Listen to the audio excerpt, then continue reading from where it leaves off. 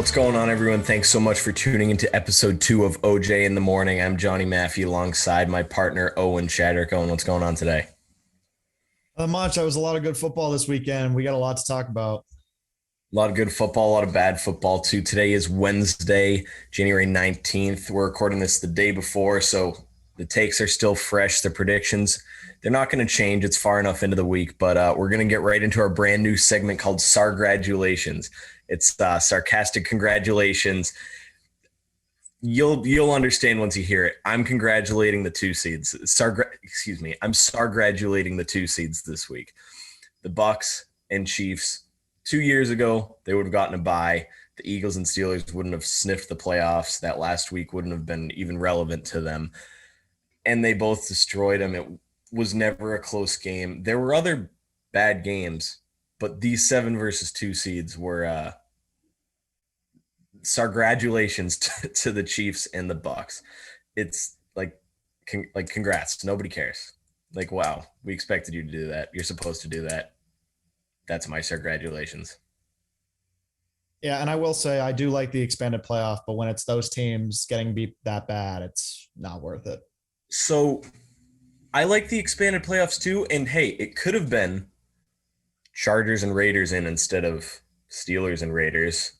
And That's what all happened that last weekend. It also could have been who was it in the NFC? It could have been the Saints, who have the Bucks number, or it could have been a couple other teams. The one thing I love about it is teams like the Washington football team and the Browns, who didn't have a great year. There were so many teams still in it late. But yeah, when it amounts to this, it's like, all right, yeah, the NFL is going to get that ad rev, but yeah, that wasn't great. It's going to be less special if it continues to be like this. Yeah, so they just need to find viable 7 seeds. What's your sargratulations? I am sargratulating the NFC East, the worst division of football, who continues to plug useless teams into the playoffs that can't do anything beyond maybe the first quarter of their game. I'll be the first round. The Eagles came in and got walloped by Tampa Bay. They looked like they didn't belong there for a second. And then the Cowboys. Oh, the Cowboys. How about them Cowboys? You have so many offensive weapons. You have a pretty good defense. Your coach is an absolute moron, and you guys just get walloped. You don't get walloped. You get embarrassed by San Francisco, and embarrassed in the worst possible way, in the fact that you could have won the game, or you could have had a chance at winning the game, and instead you fumbled it away because all you had to do was give the ball to the referee, and you couldn't even do that. You couldn't even do that. You flipped the ball to the referee. Maybe that's a different story, but even then, you lost to a San Francisco team they're pretty good. I'm on that bandwagon, but really, with all those offensive weapons, you put up 17 points in a playoff game. NFC East doesn't belong there, never have belonged there. So congratulations to the NFC East for once again getting eliminated in the first round. All right, that wraps up our first congratulations segment. I'm going to save a little Cowboys talk for when we recap that game. We're going to start, though. Are we allowed to talk about the Pats loss? I mean, considering it's the title of the episode, yeah, I think we have to. Pats lost to the Bills 47-17 over the weekend. A lot has been said about Mac Jones' future, about Belichick's future, about Josh Allen's future and the Bills' future. Here's where I'm going to start. Mac Jones has only been a starter at the quarterback position for 2 years since high school. 2 years. So give me a break questioning his future. He was sitting behind Tua and Jalen Hurts, who weren't in the playoffs and also got embarrassed this weekend. Yes, are the other are the other young QBs doing well? Yes. Are the other rookie QBs doing well? Rookie QBs don't win playoff games. They don't make playoff games. They put up a graphic. Mac Jones was the 5th rookie since Mark Sanchez to start a playoff game. Mark Sanchez started a playoff game back in 2009. Mac's only the 5th since then. Mark Sanchez, felt like a lifetime ago. He's long gone. So that's where I'm going to start on this. Like, give me a break. Mac will be fine. The play calls were weird. Kendrick Bourne's a number 2 receiver, and he threw him. Not that those 2 touchdowns matter at all. The Jonnu Smith usage, all weird, was odd. He'll get there. Yeah, he'll build with Hunter Henry and Bourne, and maybe Myers will be back. That's where I start with this game. Mac will be fine. The future is bright in New England. The Patriots have Bill Belichick still. They have a great quarterback in Mac Jones who's going to do great things for a long time. Hunter Henry and Kendrick Bourne, as Johnny said, he built that relationship with those guys. And, my thing is the defense fell apart. This was one of the best defenses in the league for the first, 11 weeks of the season. Judon disappeared. The Pats didn't have Jalen Mills in this playoff game. It was just a weird end to the year. And Pats went from the 2 seed to the 6 seed really, really quickly. And I mean, the Bills exposed the Patriots. From the 1 seed to the 6 seed. Yeah, the 1 seed to the 6 seed. The Bills exposed that second game against the Bills. The Pats got exposed, and the Bills used that to their advantage in this game. It's the first year under the Mac Bill regime. It ended in the playoffs that nobody expected. I don't think there should be any disappointment and sorrow in New England after the year that the Patriots just had. So, yeah, you were right. I mean, you called it. You thought you used the word they crack the Patriots code, something along those lines in our episode last week. They did. They had a perfect game. They pitched a perfect game. It felt like when the Red Sox were losing to the Tigers in the 2013 ALCS. They were getting no hits till the 7th inning, except this was the whole game. So this was the perfect game, and this is the NFL. There's no series in the NFL. Mm-hmm. The only series is a season series where you get swept by the Dolphins. What happened to the Patriot way? Stephon Gilmore got Patriot Wade. But then Hightower, I love Dante Hightower. I thank him for his service. He did amazing things. But I think it's time for him to pack his bags. Miles Bryant, he couldn't cover anyone. And then it's like, all right, Winovich is still around. He was a healthy scratch. Yeah, it happened to Gilmore, so it's still here in 2021. But it's time for the Patriot way needs to, if that's what works and people question you, but even it works. The only time maybe it didn't work was when he let Brady go, because yes, Brady is still around. Brady did throw a touchdown to Gronk in the playoffs. Brady is the favorite hosting a playoff game this weekend. And if things go the way I think they might go, Brady could be hosting the other quarterback that Garoppolo that Bill drafted. So I think, and this is going to sound weird, this is a sports crossover that I guess I understand why people don't like crossing over sports, but I'm going to do it a lot. Did Bill want to win it all this year? Yes. But did he think they could? Maybe that's why he didn't make some of these moves. I got on the Red Sox front office for doing it this year. I didn't think Bloom and the other guys, his bosses, wanted to win. They didn't make the right moves at the deadline. It just wasn't great. And I don't think the Red Sox were really in a great position to win. And I don't think the Patriots were either. The Patriots started the season 2-4. Nobody thought they would be anything. And they made the playoffs. I think in Mac's first year with the money spent in free agency, that should have been the goal. That was the goal, and mission accomplished, in my opinion. So mission accomplished. I'm gonna compare it to the Red Sox again too. Mission accomplished. Okay, they exceeded expectations. That's great. Once you exceed expectations, it's not just a wash. No, now the pressure's on. Because the expectations, whose expectations are those? Fans. What, the media, like NBC Sports, like Chris Collinsworth, it's the fans' expectations. It's not Bill's expectations. We don't know what his expectations really were. But once you prove you can do it, you can't just say, oh, they exceeded expectations. Yeah, that's great. They made the playoffs. But here with Bill Belichick, that's expected. Okay, yeah, but this season's over and we didn't make the playoffs last year. So you can't say anything now. We're out. It's over. Yeah, so that's why I'm saying I think it's unacceptable, that loss. I think it's at least the way it happened, not the loss itself. The way it happened was just, I think it was atrocious. It was a perfect game. The Bills had a perfect game. They had more touchdown drives than excuse me. Josh Allen had more touchdown passes than incompletions. He went 21 for 25 with 5 touchdowns. Yep. Negative, 6 degrees. It got colder as the game went on, and Allen got hotter as the game went on. I guess there's not much more to say. I think we're going to see how much of a not clean house. You think a lot of roster turnover is going to happen over the offseason, at least on defense? I think you said like the Hightower thing's going to be discussed, and we got a lot of guys that have expiring contracts. Even Van Noy, we need to get faster and younger on defense. Yeah, they look flat-footed again. There's a lot of expiring contracts, so the Pats will look to move and deal some guys, and who knows how much money we're going to spend, because I don't know how much money the Pats are going to spend, because I don't know if they have any, but we'll see what happens.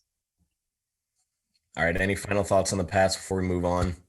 I just think that the Mac versus the Bills is going to be fun for years to come, and I'm all here for it. Yep. Hey, Mac didn't do he wasn't amazing. He didn't do bad though. That wasn't on him. If he played the best game of his life, the best game of if Brady was in there playing the best game of his life, they may have lost. Mm-hmm. And that's saying something. So speaking of Brady, you know what? Let's roll this clip. We're going to play a couple highlights of what we said last week, because I think we got this one pretty right. Sunday, we have Philly, who, hey, I hated Philly. I used to hate the Eagles. I have a big soft spot for the Eagles. This will be one of those, 31-20 games where the Eagles aren't really in striking distance at the end, but Brady will be just fine. I think he'll handle them. Jalen Hurts has been that guy this year, and I give him massive credit for taking the whole Carson Wentz debate and throwing it out the window. But unfortunately, Bucks by 1 million in this game. I just think when the second I saw that matchup, it was automatic Bucks for me. Tom Brady in the first round of the playoffs. It's just, I'm sorry. Well, the 2 seed was up for grabs, and that's part of why they made sure they won today. And that just means he got those reps. Yep. With his new guys, not new guys. This new group, this new recipe. Yep. With not AB. Godwin's hurt. They add Le'Veon Bell and Brashad Perriman. Yep, that new recipe, these new ingredients that they need that same result. It's hard to go back to back. But hey, he threw his 43rd touchdown today when he's 44 years old. The Bucs will be just fine. Do you think Jalen Hurts and the Eagles have what Taylor Heineke and the Washington had last year in the wild card round? Do you think they have that in them? Am I good now? Can I go? Yes. I want to say yes so bad, or I want to say no so bad, because Heineke was so good in that game. But yeah, I can see it. I can see Hurts doing that. But I just don't think it's going to be. I think Hurts has, he has that competitive gene that some other QBs, honestly, in the NFL don't have. 100%. He is better than. Hurts can be that dude. Don't get it wrong. Arians can mess stuff up too. When Hurts clinches the division, one of the coldest videos in the NFL this year is Hurts walking off the field before the Washington fans fall on him. He's looking at the crowd I just won this game. Yep. This is all me. I love that. But I'm sorry. Bucks. I mean, like you said, Bucks by 1 million. Bucks by 1 million. They did it. I said 31-20 and it ended up being 31-15. So I was right around there. You said Bucks by 1 million. It was 31-0 at one point, and the Eagles weren't ready, and it showed. But hey, see, this is where they exceeded. This is a different argument than the Pats for me. The Eagles exceeded those expectations because nobody thought even once the Pats were the 1 seed at one point, everyone was like, okay, let's see what they can do in the playoffs. We know they can make it. The Eagles, they didn't. It's this the first year of Sirianni, second year with Hurts. They should hold their heads high. Besides Jalen Reagor, they should hold their heads high. Yeah, everybody except Jalen Reagor can hold their head very high. Yep. And the Bucs, will be hosting the Rams last night, who destroyed the Cardinals. I didn't know Carson Wentz made the playoffs and got traded to Arizona. Yeah, it certainly looked like it. Like That was just a bad, gross, ugly football game. The Cardinals they didn't look like they were the 1 seed for the entire year, and last night they didn't look like they belonged there at all. Yeah, well, you could say about the same thing about the Pats, honestly, because they were both the 1 seeds at one point, pretty well into November. Well, the Cardinals were what? They were the 1 seed pretty much from week 1 on. Like they didn't miss a beat. And then they just fell off in a way it's been a long time since I've seen something like that. It was crazy. And they just looked horrible. Murray looked awful. And I don't think it was even the Rams looking good. I think it was just the Cardinals looking bad. Well, so that's definitely a something we'll talk about in a sec. But while we're talking about Kyler being bad, when you're in the end zone, 2 points is less than 7 points, and you get to punt from the 20 instead of your own baseline. So I don't even know if that's a coaching thing or just it's hard to teach that. But oh my gosh, you don't just throw it up, and you literally threw it up for grabs. Literally, you don't. That's just I always get so confused by that. And the Carson Wentz thing was more because he played bad in a big situation. But Carson Wentz literally did that this year too. he did.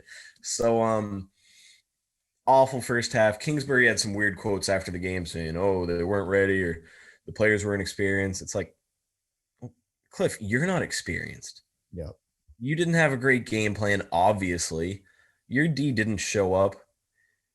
And a lot of these games, a couple of these games, it was 2 scores right away in the first or early second quarter. This was 14-0 right away. And it was like, you couldn't feel a scenario where the Cardinals come back after it was 14-0. And I felt a little similar when I was watching that Bills-Pats game.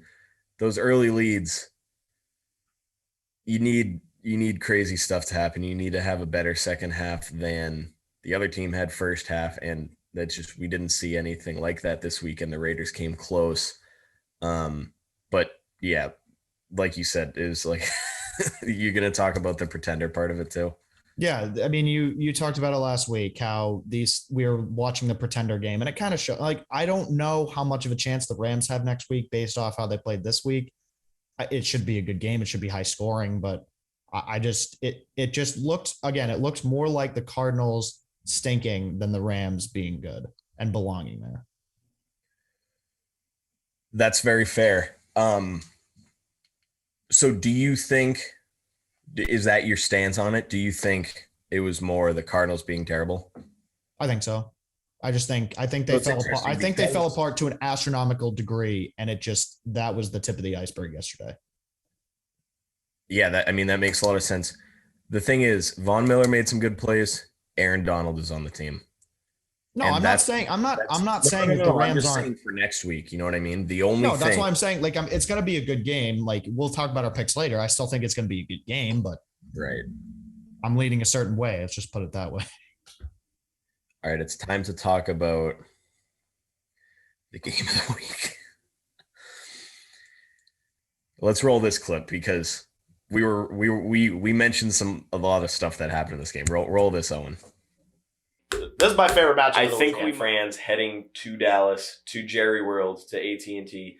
They're playing the Cowboys. There's 2 ways this can go. Number 1, the Cowboys do exactly that. They run up the score. If the Cowboys offense is clicking with Dak, with Pollard, with Amari, CeeDee Lamb, if they run up the score and they're actually good on offense, they'll win this game. If they don't have it on offense, the 49ers have a massive opportunity to win this game. Massive opportunity. Especially because I don't think if they get confused by the whole Deebo Samuel concept with the 49ers, which Kyle Shanahan's smart cookie. Or it's all in one. If you can stop that, great. You'll have a chance at winning this game. If you don't, you don't. This is a really tough pick for me because I've bandwagoned both of these huge teams. Amari fan right here. Yeah, Amari Cooper is my boy. I'm going to go Cowboys by a field goal. That's my pick. And I know you're probably going to disagree with that. They crushed up. They put up a 50 burger. Ooh, against the Eagles backups. I don't think their offense is going to click this weekend. I'm picking the 49ers. Here's what I will say. I'm not praising their offensive performance. I know. Of the second half of the season. It was pitiful. And this is my Amari take. You ready?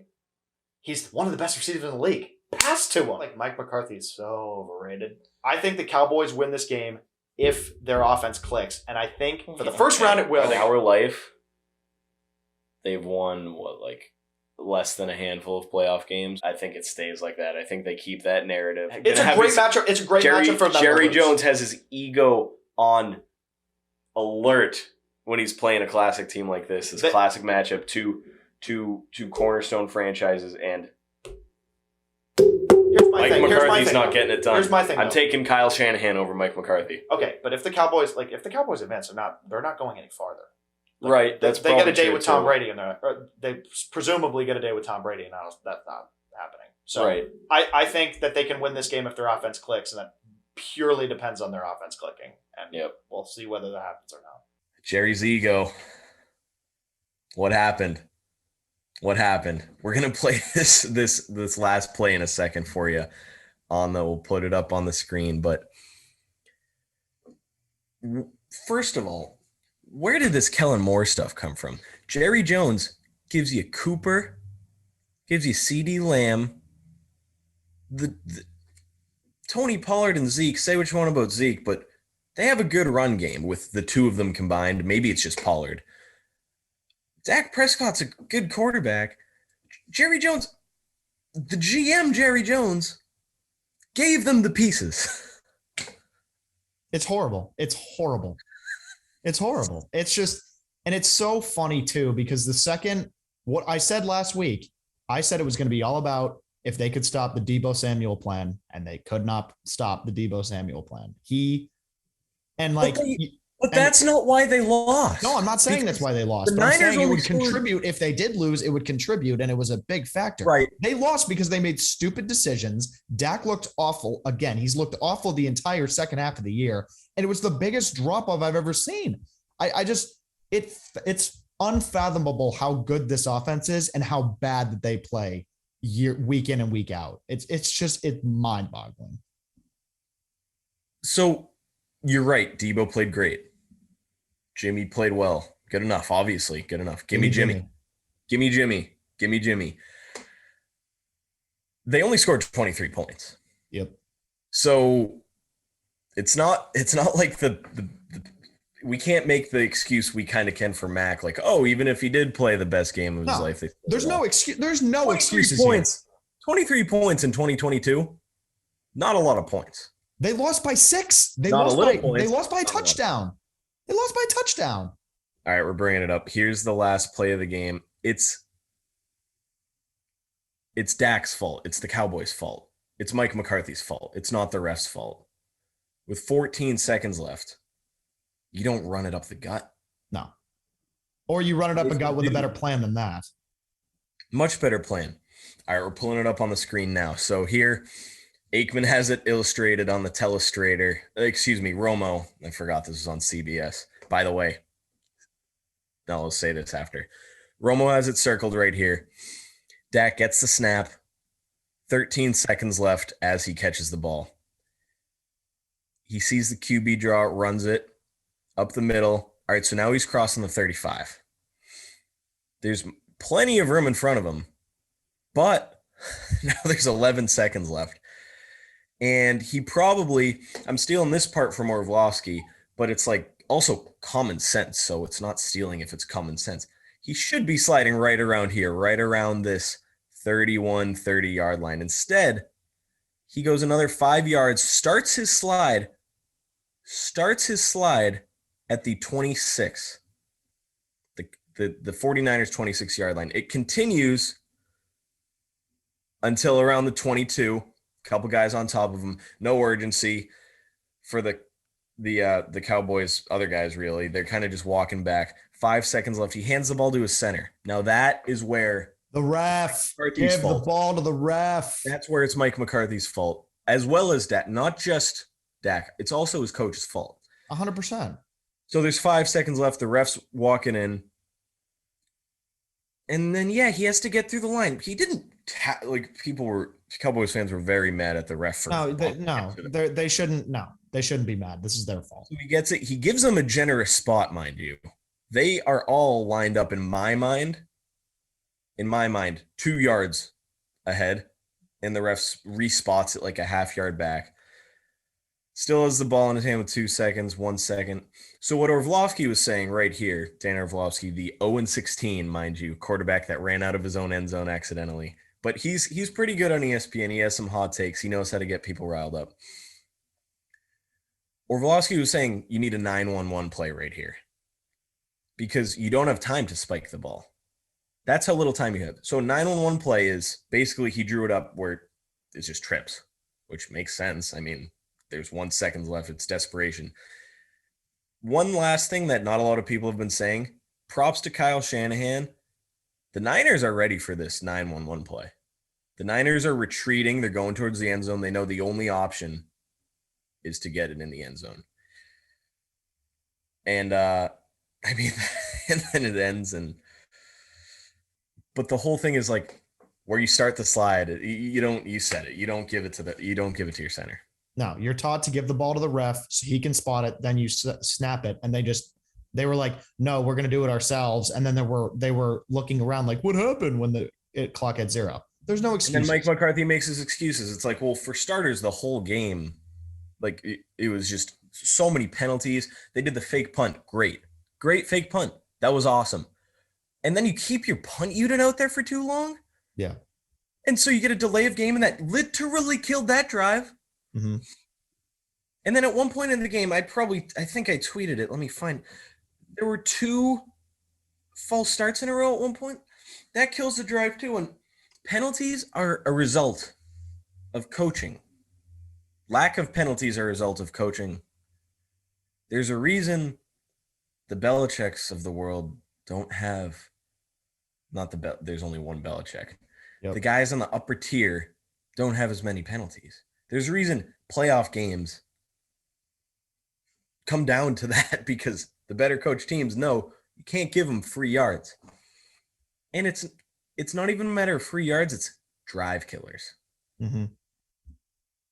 But hey, gimme Jimmy. Gimme Jimmy. You called it. Oh yeah. You knew though. You knew. See, no, I knew if the Cowboys offense didn't score a lot, they weren't going to win this game, and that's exactly what happened. They gave it to Amari, which I loved, but that was it. They gave it to him once, and then they gave up. And it was sad. But they gave it to him. We tweeted. I thought it was smart. I was like, oh, Owen might be right. They're going to make it close. They didn't. The Niners were up, I believe, 10 or 13, nothing at one point. But hey, they came back. They made it 13-7, and they didn't let it get out of hand ever. And that's because they do have good players and they do have a good team. And oh my God, like McCarthy is just, it was that I blame him probably more than Dak. But again, I don't know.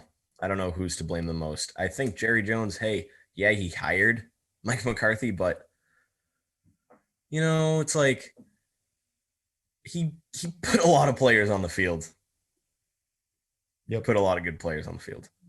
It is what it is. I mean, like the 49ers, it's going to be fun watching them next week in Lambeau. We'll talk about that. But, I mean, the Cowboys could have been there, but they screwed the pooch. Absolutely. We're not going to unless you have anything to say about the Chiefs-Steelers game, I don't really have anything to say. No, I mean, all I'm going to say is that it's just, it was stupid. It would have been exciting if it was Raiders-Chiefs or. I want to talk about that. I want to talk about that later in the show. If there was a tie, if there was a tie, it would have been. We'll talk about that later in the show. But yeah. Okay. That's all. No spoilers allowed. I do have a couple things to say. Congratulations to not just the Bengals, but all of Bengals Nation, all of Houday Nation. That's awesome. First win in 31 years. Zach Taylor went out to a bar, I think, after the game and gave the fans a game ball. Burrow went off. Jamar Chase went off. Joe Mixon had a good game. And they held off that magical little Raiders run that, 6 games were decided in OT or 4, whatever it was. Multiple wins in OT. They were the comeback kids this year. Bisecchia their interim head coach, he has my vote for the Raiders job next year. The players seem to like him. Zay Jones seems to love him. Derek Carr gets along with almost anyone. And just all the controversy they had to go through, not just Gruden, but the DUIs. And oh my gosh, like he had some idiots on that team. And then he took the right guys to the playoff, it seems like. And, good for him. But hey, this is the Bengals day, and they have a shot this weekend. Yeah. Yeah, they have a shot. They have a shot to beat Tennessee and advance into this playoffs. And I told you this last night when we were doing research for the show, but in his first ever drive in the playoffs, Joe Burrow tied Andy Dalton's career postseason passing touchdowns record. Oh my gosh, those stats are incredible to me. So what does Andy Dalton have? Zero playoff wins, right? Tim Tebow has a playoff win. Mac Jones, has two playoff touchdowns. It's crazy how long they gave them that hope. Yeah. And everybody knew it wasn't going to happen. Marvin Lewis and Andy Dalton were around for way too long. People still think Andy Dalton can do it. Matt Nagy was playing him too much in Chicago this year. That's a conversation for another day. Again, this isn't about Andy Dalton. This is about Joe Burrow. This is about the young guns of Cincinnati. Again, this team is so fun to watch, and I'm super excited to see them potentially give Cincinnati a run for their money next week. Burrow had that. Give Tennessee a run for their money next week. Burrow had the 2-year turnaround for this team, and he wasn't on the field for half of one of the seasons because of his own line, really. I mean, yep. I know you can, again, a whole different conversation, but that was just great. And it was great. Zach Taylor has a pulse of the city. He has the pulse of the fan base. He went out to the bar, and it was funny. Big Cat said on part of my take this week, he said, it's good to have the drunk people on your side, the people who would be calling for your job on sports talk radio if things don't go well, but now they're on your side because you went out after the game and gave them a game ball. It's just pretty cool. I don't know. I wouldn't predict any coach to ever do that. That's cool. Exactly. And I mean, he gets it. He gets the pain and suffering that Cincinnati football's been through. And it's about time that they get what they deserve. And they got what they deserve, which was a win over a Raiders team that deserves, again, as you said, deserves a lot of credit. And, they'll be back, and Cincinnati is here and they're ready to fight. All right, now it's time for a few other new OJ in the Morning weekly segments. We're going to start off with the surprise of the week. Owen, who's your surprise of the week? We're going to switch it up here, not talk about football. I want to talk about the NBA for a second, and the Cleveland Cavaliers, one of the weirdest teams in the NBA, but they took on the Brooklyn Nets this week, put up a good fight, and actually defeated them. They're currently sit fourth in the Eastern Conference, and they're giving teams a run for their money. And it's very interesting to see, especially after LeBron left and they never thought they could be anything again. But, Darius Garland is playing well. Jared Allen is playing well. And this is a team that can actually compete for the East, which nobody would have thought about 2 months ago. So that is definitely my surprise of the week and surprise of the season in the NBA. Can they compete in a 7-game series against the Nets? No. Well, you just said they could compete for the East. They compete. No. In the East, not for. Oh. Very clear. They might make the playoffs and they might make some noise, but they're not. For the record, they're not beating any of these teams in a 7-game series. But it'll be fun to see them in the playoffs. Let's put it that way. My surprise of the week is we made our predictions. You heard the little recap for the Bucks-Eagles game, and then people were calling for monsoons all week. We thought it was going to downpour. I was worried about my score prediction. I knew the Bucks would still come out and win, but I thought it was going to be a total different game. And all of a sudden, Sunday rolls around, and it's sunny for kickoff. So my surprise of the week is it did not rain in Tampa Bay this weekend. You might not even have heard. Owen, I don't think you heard it was going to rain. But for those who thought it was going to rain in Tampa Bay, you know what I'm talking about. Now we're going to move on to the exactly what we thought of the week. I'm going to start this one off. Jamar Chase, 9 catches, 116 yards, and 3 rushes for 23 yards. We said don't bet against him. We literally said don't bet against him, and it was exactly what we thought. He had a huge game. What's your exactly what we thought of the week? The Steelers should not have been in the playoffs, and we should have been blessed with a tie in that Sunday night game on the last week of the year. And the Chargers and the Raiders should have made the playoffs because the Steelers didn't deserve it, and they proved it by getting absolutely hammered by the Chiefs. Should have been a tie. Should have been a tie. Should have been a tie. Would have been more exciting for the NFL, for everyone. You can't rig a tie, but they should have rigged the tie. We all would have been happier. My disappointment of the week this week is the New England Patriots, 47-17. We already pretty much recapped it all. Again, like I stated earlier, it wasn't the loss, it was how we lost, how the Pats lost, and not ideal. That's my disappointment of the week. Well, mine, again, I'm going off football. Major League Baseball. They met on Thursday, and they once again could not even come close to an agreement to end this ridiculous lockout. Please, for the love of God, at least try and start spring training on time. Please. For baseball fans everywhere, including us, please. I miss baseball. I miss talking about free agency and diving into predictions, and I can't do that if half of the league isn't signed. And spring training needs to start on time. Regular season needs to start on time. Come on, let's go. Pick it up. Yeah, so I believe if spring training starts by March 1st, then the season will start on time. So that's what I'm really hoping for at this point, because up until March 1st, the pitchers all have their programs. That's the biggest part, is the pitchers getting their arms ready for a 162 game, 30 start. If you're, in a good starting pitcher, a solid, reliable, if you're a reliable starting pitcher, you're getting, 25 to 30 plus maybe starts. That's what I worry about, because then they need to get their live at bats against other teams. They need to get in their routines. And then, as long as opening day starts on time, which means spring training needs to start around March 1st, is, I believe, the report I saw. Now we're going to switch it up a little, because Jon Lester retired. You can see our slice of OJ, or sip of OJ, as we've been told to call it. Owen, you want to change that name, or are we going to keep it slice just to mess with people? I don't know. I do like messing with people, but we'll see. We'll play with it. I think, maybe we go sip and don't tell anyone, and we'll see who listened, who didn't. But Jon Lester retired this week. Check out on our YouTube channel, OJ in the Morning, obviously on YouTube. We did a little 10-minute quick emergency pod on that. But now we're going to see where Lester racks up in our favorite Red Sox pitchers of our lifetime. Not of all time, of our lifetime. So, Owen, you want to kick it off with your number 5?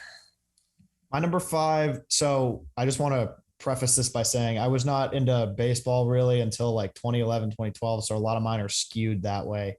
But number 5, I'm going to go off the books a little bit and do not him in general, but 2016 Cy Young winning Rick Porcello. I loved watching that guy dominate on the mound. And when his name was announced for the Cy Young over Verlander and others, it was great to see. And I also want to throw in Tanner Houck as an honorable mention, because I can't wait to watch that guy pitch for the next couple of years. That's number 5. If anyone has Sale on this list, then Tanner, hopefully in the next 3 to 5 years, will also be on this list. They look identical. My number 5 is Nathan Ivaldi. I loved him when he got here. He has great mechanics. He hums the ball. It looks harder than Chapman. It's not, but it looks harder than Chapman. And that Game 3 performance in the 2018 World Series, oh my gosh, that was amazing. That's what earns a spot on a list like this. Those playoff performances. He did well in the playoffs up until then. They re-signed him. People doubted him. A lot of people doubted him with that new contract, that new 4-year deal he got. The Yankees wanted him too when he signed that 4-year deal with the Sox, but the Red Sox gave him the extra year. He came back, and hey, he shoved again this year, and I have high expectations for him this upcoming 2022. Yeah, I have Nathan on this list too as well, but we'll get to that later. My number 4 on this list is Jon Lester, the new retiree. I loved watching that 2013 team, and he was obviously the leader of that squad. Watching him pitch was something else, and you knew every time he came on the bump, it was a win or it was a close game that the Red Sox had a chance of winning. And he was so fun to watch. And again, we wish him the best heading into retirement. Number 4 for me is Tim Wakefield. He was awesome. Just one of those childhood favorites I always had. It was so cool seeing him. He was the only guy to do it at the time before R.A. Dickey came into the league and had his 1-year wonder. But Wakefield for me is the number 4. He was awesome during some of those postseason runs, and it was just so cool to watch. I mean, that made baseball so fun. Yeah, and we'll keep going down the list. Number 3, I got Nathan Ivaldi. As Johnny mentioned, he said everything about him that he needed to say. But for me, watching him come off Tommy John and pitch the way he did for us, and nobody really expected him to do anything, and then he comes in, and during the 2018 World Series, that Game 3 performance is something I will never forget. And I remember watching it in my kitchen because I was so superstitious I wasn't moving. And even when we lost that game, I just had a feeling we were winning the World Series based purely off the fact that the team rallied around him and was all appreciative of him walking off the mound. And the way he pitched this year with all the pitching crap that the Red Sox went through, he's the man. And I can't wait to watch him this year, hopefully. Fun fact, I watched the first half of the Pats Falcons Super Bowl 51 in my normal spot in the family room. It wasn't working. I went into the living room. I sat on a chair, half in the living room, half in the dining room, and watched it on the kitchen TV. So I totally understand what you're saying there.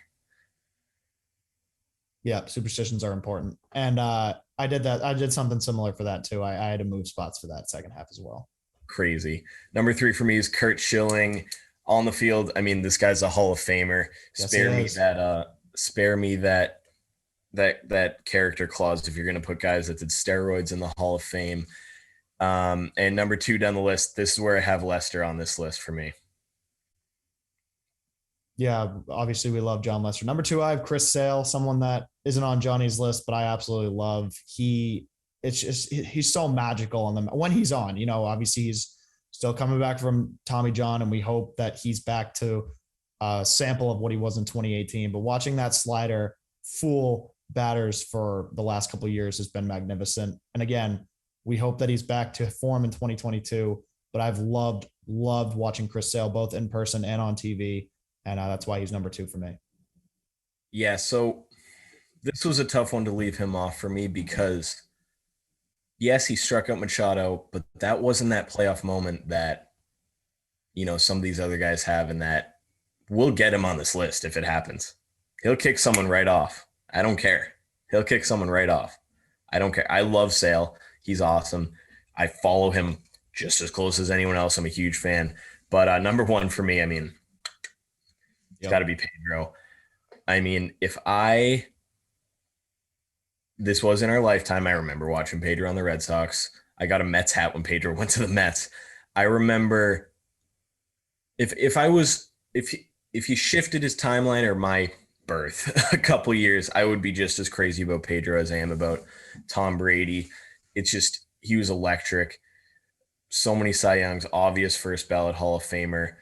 So clutch in the playoffs. Turned that 04 team, you know, he was that 04 team, him and Schilling as the 1 and 2. He matched up against those Yankees a lot, and he knew exactly what that rivalry meant. And he's just electric. He's one of the best of all time. And it was in our lifetime. Got to have him on there.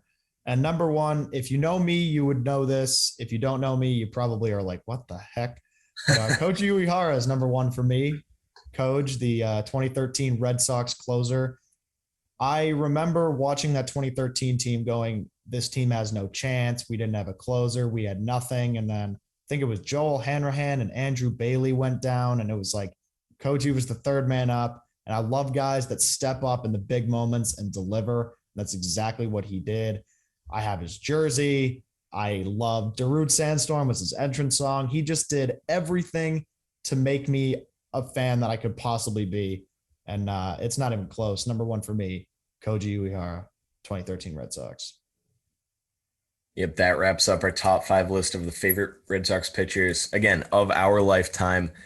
We'll do stuff like that as the podcast develops, if that's the right word, develops, and as we grow, Owen, right? We're trying to grow. You got to grow. Got to move on to the Bees. They're hot. The big bad Bruins, they're hot. That could mean anything, really. They could just choke it in the playoffs again. But Cassidy, head coach Bruce Cassidy, moved Pasta that second line, and boy, is it working. It's working. Him and Taylor Hall together is magical, and they're playing good ball. They're playing well together on the ice. And, Marchand had Pasta going back-to-back hat tricks. It's just everything's clicking right now for the Bruins. They've got some guys in COVID protocol. They've got some guys coming back. Tuukka Raska's back. There's a lot going on in Boston right now, but the Bruins are hot, and they look to continue that this week. Yeah, so I'm not worried about Rask, even if he plays poorly now. I think he'll be fine for what's an inevitable playoff run, I hope.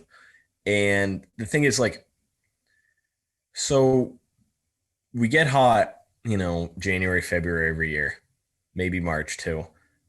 We'll get on these great stretches, and then we can't get past the Lightning, or we can't get past insert Eastern Conference team here.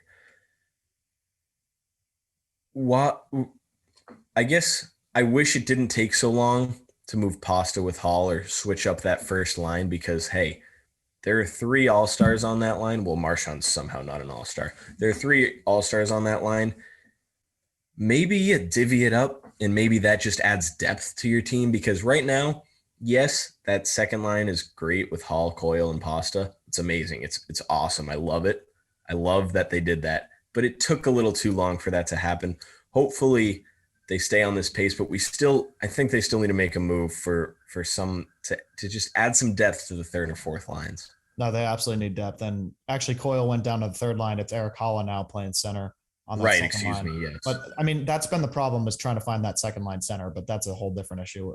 And when David Krejci left, all that went to crap, but the Bruins are going to figure it out. They've got some good young guys. Oscar Stain has been incredible. Trent Frederick's still hurt, and John Moore's hurt, but the Bruins are going to figure it out. But yes, I do obviously think that if they want to compete in this playoff race, right now they're 4th in their division, and that's not very good.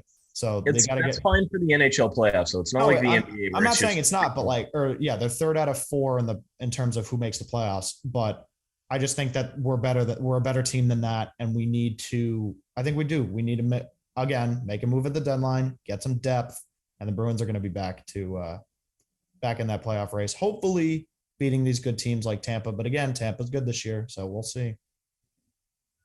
Yeah, they had a good win against them. What was that, a week or two ago? Yeah. These we'll see how they match up as we continue. We'll see if this is just a little 2-week hot streak. We'll see how Tuukka does. But I am not worried. I don't really care what he does as long as it's not god awful. Agreed. For the next couple weeks, I'll let him sink in, settle in a little bit. But yeah, Cassidy, we'll see how many strikes he has left if it doesn't work in the playoffs this year, but we have plenty of time to talk about that too. Any final thoughts on the Bees? It's great to see Tuukka back, and I worry a little bit about kind of messing with Jeremy Swayman's head, but I think he is one of our goalies for the future, and I think it's all right. I think Tuukka's going to be fine. Good that he. Huh? Sorry, go ahead. I was just going to say, goalie depth never hurt. I think Tuukka's going to be fine, and as long as we make some kind of move at the deadline, I think the Bruins are going to be fine. Yeah, we'll see what happens at that deadline. Now we're going to move on to it's not outdated because it's still relevant. A lot of guys are getting interviews this weekend, but we're going to head back to football, talk about a little coaching carousel going on around the league. Something new today, actually, is Todd Bowles is interviewing for 2 jobs on Friday and Saturday before they play the Rams in the divisional round. Luckily at home, but on Sunday. I don't love that. I think the NFL needs I don't think it'll ever happen. They need they need to figure out a better plan for that so these teams can focus on the playoffs, and then I think it would help everyone. But where do we want to start? What do you think the best job is right now, Owen? I think that if the Raiders move on, if they move on from Bisaccia, that's the best job. That's one of the best jobs. But I still think that Minnesota job is cream of the crop, only because they have the talent to compete. I mean, they're right outside of the playoff race right now, but they've been coached horribly, and we don't know what Kirk Cousins is going to be, but maybe someone can, fix him. So I think Vikings or Raiders for me is the best coaching job. And honorable mention to the Dolphins, who have a lot of young talent, but I just think that the Vikings or Raiders, that's the top to the top for me. Right. So I think the Vikings is the best job. I think the Raiders, I guess it depends. I think Bisaccia is going to keep it. I think he should keep it. But if he doesn't, you got to find someone that offense needs to explode a little more. They have some pieces, but I'm going to go down. So last week we talked about guys like Eric Bieniemy, the Chiefs offensive coordinator. He could fit in Minnesota. I was saying it might not be great to hire him for this turnaround job, but the Vikings don't need a turnaround. They have pieces. They have Thielen. They have Jefferson. And yeah, Kirk Cousins, he can get you to the playoffs. So maybe you just mess around a little and pull in that Andy Reid, that Mahomes inspiration. And, Bieniemy could be a guy for that job. But this brings up the point. If you're Bieniemy and you don't get this Vikings job, do you really want to be the Bears head coach and get fired in a couple of years if it doesn't work out perfectly? Do you really want to be the Giants head coach and get fired because they fired their coach every 2 years, the last 6 years, it feels like? I don't know. If you care about money, yes. If you care about job security, no. You get more money as a head coach. You get more money as a head coach. Right, but how much money would he get? It's not college. They're not throwing around $12 million to new head coaches. No, but you're making more than you would as an offensive coordinator. Yeah, you're still making some. You're still a rich person if you're an offensive coordinator. Yeah. You asked this. You said, would I rather have the Chiefs offensive coordinator position or the Bears head coach position? I would say Chiefs offensive coordinator. But if you're Eric Bieniemy, you got to decide what you want. And I think ultimately his goal is to become a head coach in this league. So do I think he would decline a head coaching job to stay the head coach of I do. The OC of the Chiefs? Depends on the job. I don't think he takes the Giants or Jaguars. I think he considers everybody else. And yes, that includes the Bears. Yeah, you probably consider, the Denver, the Raiders if it's open, and the Vikings. I think Minnesota or the Raiders are the only options for him. We talked about he needs to be put in somewhere where there's already pre-made talent. I don't know or trust his ability to make talent out of nothing because he's had Mahomes, Hill, Kelsey, the works for the past. Right. And again, I don't know too much about his resume pre-Mahomes, but I do know that it is riskier. Oh yeah. So, our first annual OJ in the Morning WTF firing of the year goes to the Miami Dolphins. Brian Flores, he spent 3 years there. I know this is a little outdated. We haven't recorded since it happened. We did not expect this to be one of our Black Monday firings. The last 2 years, 10-6 and a 9-8 record. 3-0 in his last 3 games against Bill Belichick. Not many other people can say that. Very few people can say that. The Dolphins messed up the Tua versus Herbert draft pick. There's also reports that Deshaun Watson wanted to go there because of Flores. The criticisms after they fired him, people were trying to look for some justification. One of the criticisms was the shakeup between Fitzpatrick and Tua at quarterback last year. Really? You're criticizing him for winning games? Yeah. Come on. Are you kidding me? It should have never happened. And I don't know exactly what Miami is thinking. Unless they have some specific person in mind that we're not thinking of, I have no idea why they could have done this. I do think that Houston is automatically up there at number 1 on my list for him because of Watson if his name gets cleared. But I have no idea how this could have happened in Miami. I have no idea. It was ridiculous. And Houston's a spot just because of Casario down there. Oh yeah. No, there's more reasons. There's obviously more reasons, but I think the number one reason why he would be a candidate there mostly is because Watson has previously said that he wants to go right, be under him. So one thing somebody brought up on Twitter, I apologize for not crediting this person, but somebody said they must think they have a chance at Aaron Rodgers, and Aaron Rodgers might not want to get bossed around by Brian Flores, who's more of an authoritative coach, at least in the public eye, than somebody Rodgers might want to work with his last year or two, if he even goes anywhere or retires or not. That's the only reason I can think of that's like makes sense. Yeah, I don't. The defense I can't justify this until I guess I see what Miami does.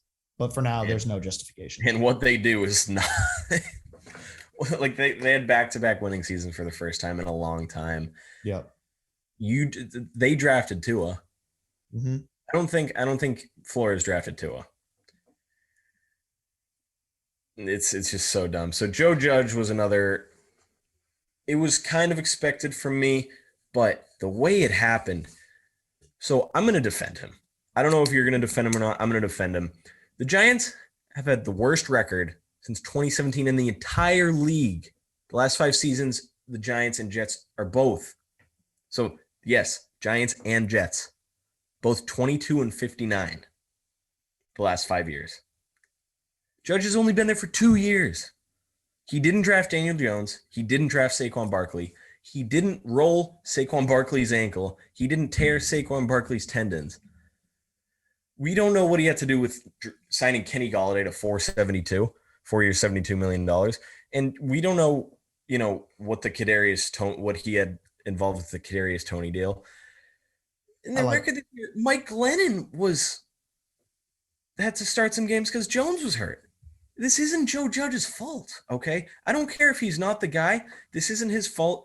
And the Giants this is why if you're a coach, you probably don't want to take the Giants' job. Their roster construction is horrid. It's awful. Daniel Jones is bad. He's not a good quarterback. And I'm going to say that for. I agree. And he done. No, he's nothing. Saquon Barkley was great his rookie season, and now he's an injury-prone running back.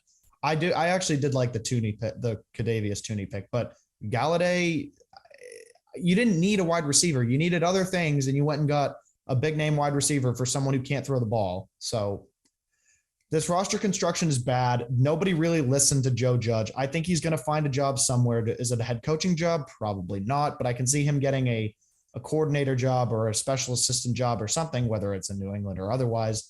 And I think he's going to be fine. I think he's going to prove himself again as a good coach, but it just didn't work in New York. And the Giants have a long, long way to go before they figure this out. Yeah. And you bring up the fact that, he's probably not going to get a head coaching job this time around. Maybe he doesn't deserve it, but we don't really know that because we don't know what he had to do with those deals. He didn't construct this roster. Adam Schefter said this Giants opening is still a position people, quote, covet. Really?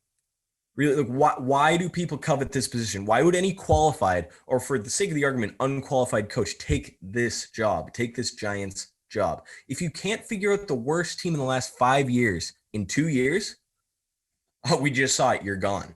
If you can't, the president is set. We'll see if Joe Judge gets other looks, like you said, but the media is painting him out to be a failure. The fans are painting him out to be a failure. And if you're a qualified coach, wait for something else. If you're unqualified coach, maybe you wait too, because you can keep grooming elsewhere and become qualified. But if you don't turn the Giants around with a snap of a figure, I'm going to make up a word. You're unqualified.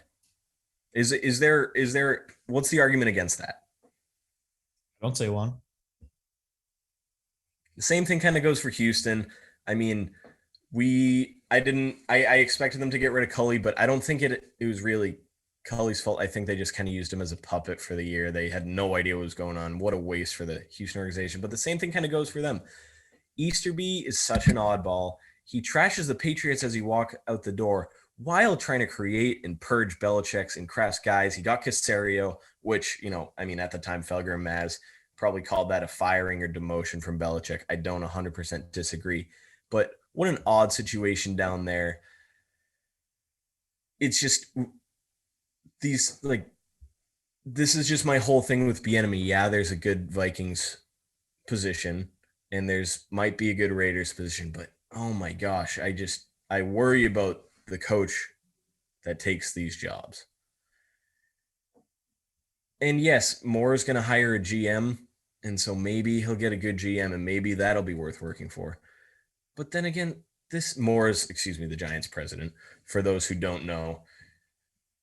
It's just like Schefter saying, I would love to know who texted Adam Schefter that still people still covet this Giants job. It probably could have been somebody in the Giants organization. We know probably the Schefter's, Giants social media person. Like, let's we be know real Schefter here. is more a PR guy these days than anything. Maybe, it's, I mean, all right. So then you look at the GM opening, right? This is just stuff I have to get off my chest. I know this is irrelevant. You can skip ahead. We're doing the previews at the end of the show. You can skip ahead. I just need to say something. Maybe the GM opening for the Giants is a little better. You have the picks. You can pick your coach, allegedly. I mean, Mara has to say you can pick your coach, but you can allegedly pick your coach. But you also have this guy that it wasn't even on Black Monday he got fired. So did the media get mad and did the fans get mad and he felt pressure to fire him? Did it all come like why couldn't you fire? Don't you find that weird too? So you didn't already have your mind made up. You made up your mind on Black Monday to fire him the next day. Like, what is going on there? So this is also the guy, mind you, this is the guy that's behind the new taunting rule. So, I mean, just such a weird situation. I mean, I know I just went off for like 5 or 10 minutes. You can add what you want to this, but my last thing is to wrap this all up. At one point, Andy Reid had like 7 coaches or so, I believe, in the NFL under his coaching tree. For those that want to say, oh, Belichick's coaches are dropping like flies when talking about Joe Judge and Brian Flores. I think Belichick will take his 7 more rings than Andy Reid's won. And he'll take the head-to-head Super Bowl win in Super Bowl 39. That was actually back-to-back. Andy Reid couldn't stop him from going back-to-back. So spare me the legacy talk of Belichick when with his involvement in all of this. I don't think he really cares about not having a phenomenal coaching tree. And he has a pretty good quarterback tree, I'd say. I think 7 of his quarterbacks had some involvement in playoff games this weekend, whether it was an offensive coordinator position, a quarterback coach position, or his 3 QBs that he drafted. So just, again, had to put that all on the record. I know it's a little outdated, but I don't know how these people have jobs in the NFL. It's supposed to be the best talent evaluators in the world. At football talent evaluators. Doesn't make sense. Moving on. Are we? Thank you, Owen, and thank you to everyone. You ready to go? We good? We all set? Yep. I told you I had to get some stuff out. All right, let's do previews. All right, I will let you start. Pick a game. First game on the docket this weekend is those young gun Bengals against the number 1 seed in the AFC, the Tennessee Titans. This is going to be fun. I'm very excited for this game. And I do think I'm going to make my pick right now. I've got Cincinnati, honestly. I love what the Bengals are cooking right now. And if they get if Tennessee gets Derrick Henry back, it'll be interesting to see this game.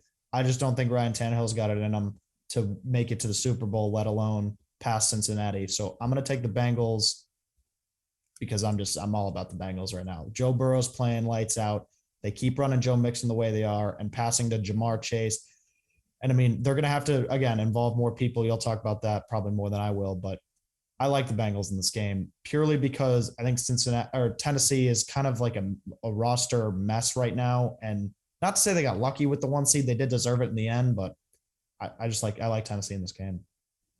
So Tennessee, funny. Sorry, no, I like Cincinnati in this game. Right. So with Tennessee, it's funny talking about how, the 18-week schedule might hurt some teams, might hurt some players. It's actually helping Tennessee right now because if Derrick Henry plays a decent game this weekend, then they're probably going to win. They have been with them. You have to expect the unexpected, and hey, that's a Mike Vrabel Belichickian, one of his Belichickian aspects to him. You expect the unexpected. We'll see what Tannehill can do. AJ Brown obviously needs to have a big game. Julio needs to get involved. And if Derrick Henry, they can run the ball without him. But oh my gosh, if he's in there, I think if he has an slightly above average game, I mean, I think Tennessee will win. With that being said, I'm going to have to agree with you. I like the Bengals in this one. Boyd and Higgins, they're going to need more than a combined 5 receptions for 36 yards. They need to. They need to if you want to compete with Henry, if you want to compete with the number 1 seed. Does Tannehill hold the Titans back? I think he does, but they have a great roster, I think. I disagree with you on that. I don't think it's that much of a jumble right now. I think they're about to probably get Henry back, and they have A.J. Brown and they've both been pretty good the last few weeks. And yes, they got that number 1 seed. They earned that number 1 seed. They partially got that number 1 seed because the Bengals took down the Chiefs. That helped them out a lot. Now it's time for the Bengals to take down the other number 1 seed, their second number 1 seed in like a month. If they win this game, that'll be insane for the city of Cincinnati. You need Jamar Chase. Vrabel will probably have a better solution for Jamar Chase than the Raiders did. Boyd and Higgins, like I said, Mixon needs to have a good game, probably better than he did. They need to be great. There's no doubt about that, but I agree with you. I'm taking the Bengals in this one. Yeah, unless you have final thoughts, I'm good to head to the next. All right, you want to keep it in the AFC for the Chiefs Bills? I do, and I think this is going to be the best game of the weekend by far. I think this will be the closest game. I think this will be the most competitive. And we saw what the Chiefs did last week against the Steelers. That Steeler team is not very good. This Bills team is very good. I wish this was the AFC Championship, but it's not. This pick is tough. But I will say one of the coolest tweets from last year, or one of the coldest tweets, I should say, is there's a photo of, I'm going to put it up on the screen. There's a photo of Stephon Diggs looking and watching the Chiefs celebrate their AFC title. And he just looks pissed off. He looks like, he wants some revenge. Is that going to happen this week?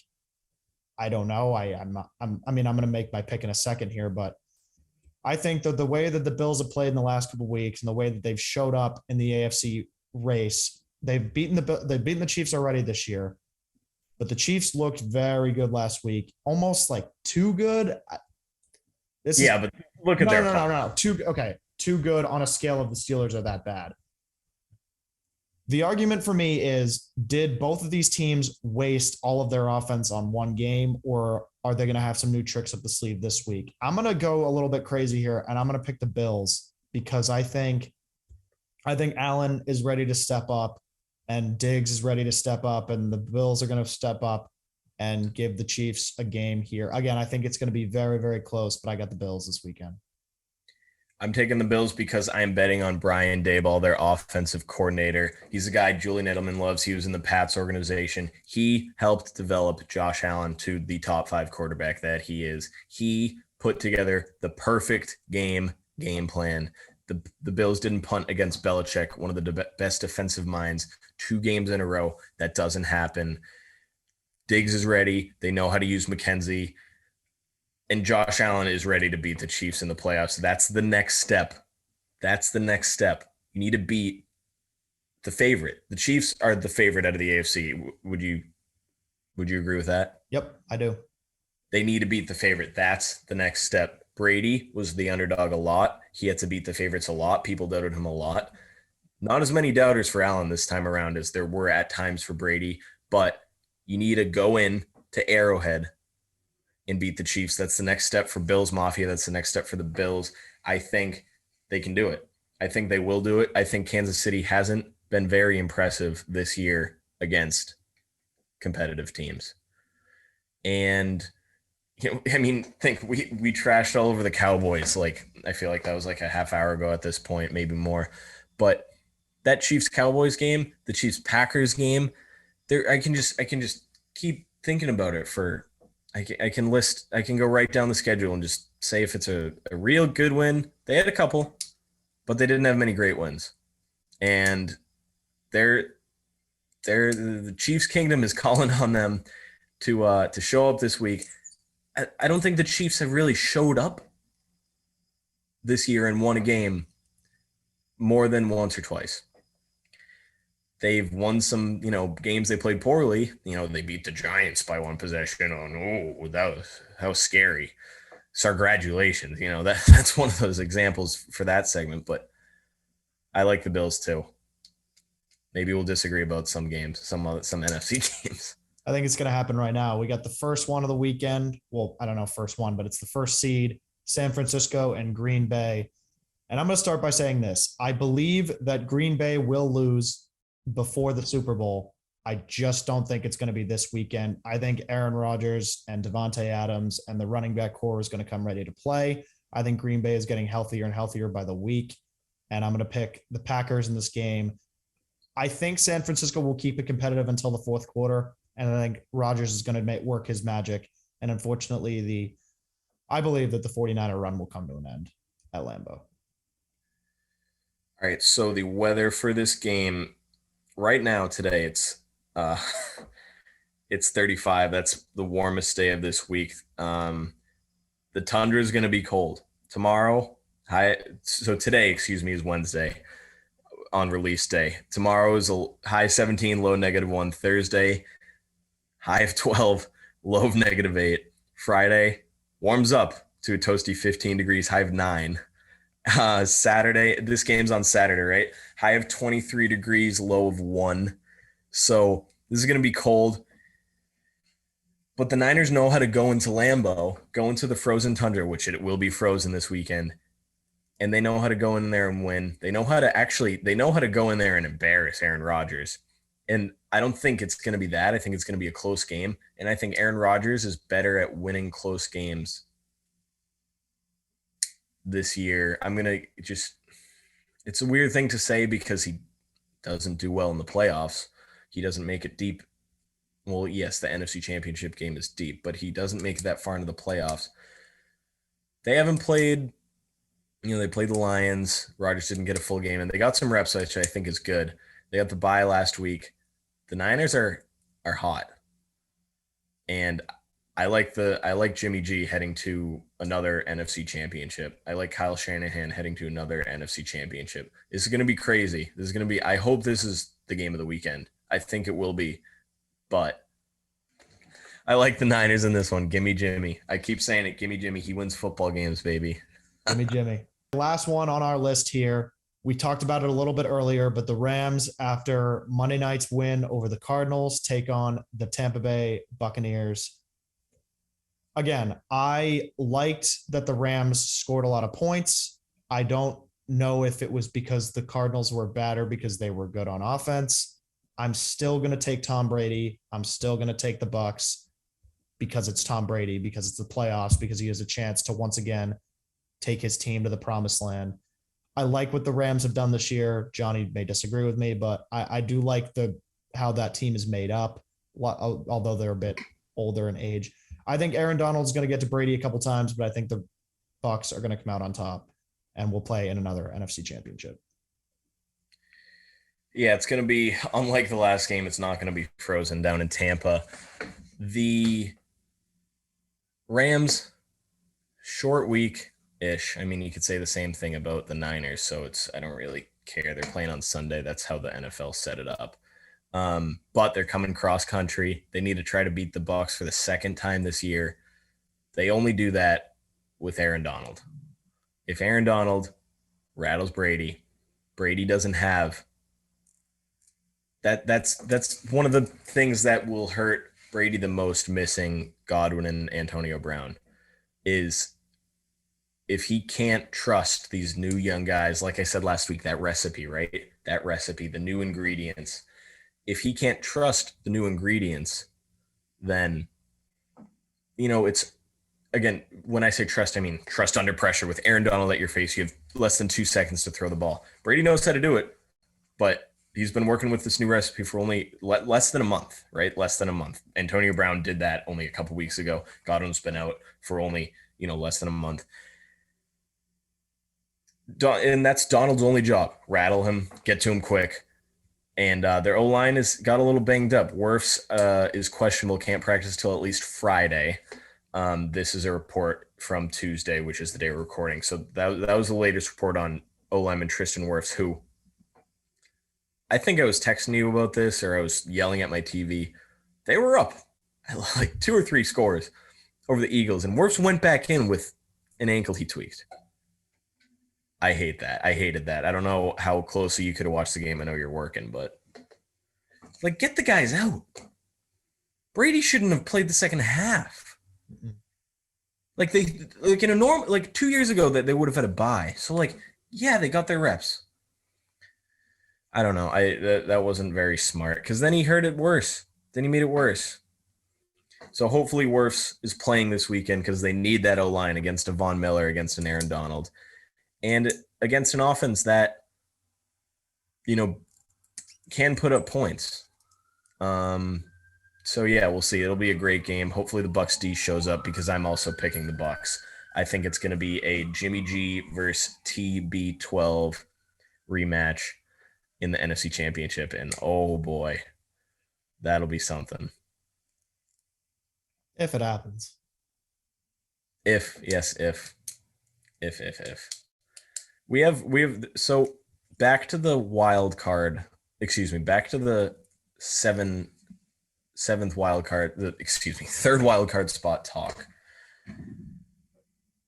These games are really good. These matchups are supposed to be really good after an awful weekend. And I know some of the awful games were 4-5, which was that Monday night game, and the 6-3, which was the Pats Bills.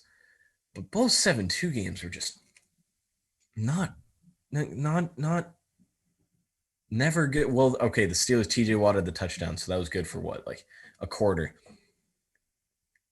I don't know. There were some pretty bad games last weekend, and the NFL's, they might be getting greedy if this continues to happen. But then again, they're never going to take away the 7 seed. No, it's here So to stay. I think they made a mistake, honestly. I don't like the 7 seed.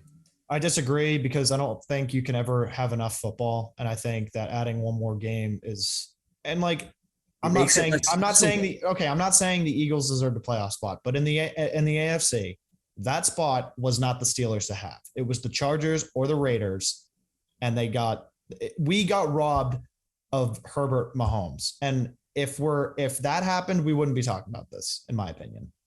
We wanted the tie. I'm gonna say it till I die. Probably right, because yeah, like the Saints almost could have made it, and they have the Bucs number, and and then Jimmy G snuck in at the end. That was a last minute, literally OT victory for them. And I know, like I said, I know the 4-5 will always be in the playoffs. The 6-3 will always be in the playoffs. There were some pretty bad games there.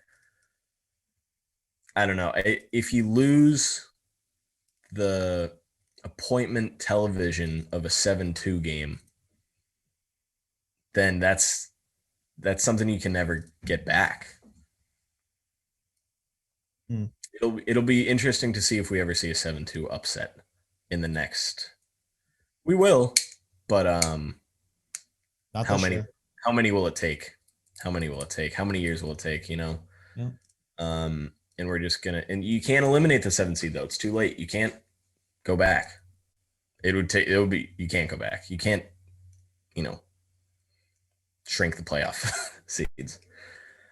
All right. So you heard it. Owen has the Bengals, Bills, Packers, and Bucks. I have the same, besides the that Packers Niners game. I think it's going to be a Belichick draftee NFC Championship. Excuse me. It's going to be a great weekend. Follow us on Twitter at OJ in the morning right here. Owen's been awesome with these lower thirds and the graphics I've been annoying him with. Let us know what you want to think. Let us know when you listen to the episode. Any comments, fire away on Twitter. Fire away. We're ready for it. We'll read them too. We'll read them. We'll tell you where we were right. Like we said, hey, and we told you where we were wrong. Thanks for listening to this episode. Any last thoughts? No, just tune into sports this week, and we'll be back next week with more annoying takes. Yep. Stay tuned. Spotify, SoundCloud, iTunes, YouTube. We're on Twitter. We're on Instagram as well. We're not getting that going as quickly because I'm not as good at Instagram, but let us know what you want to hear for the next episode. Let us know what you think. Let us know where we were right and where we were wrong and where we were crazy and when we were completely sane, because when I look at us, I think we're completely sane. Thanks for tuning in. We'll see you next week.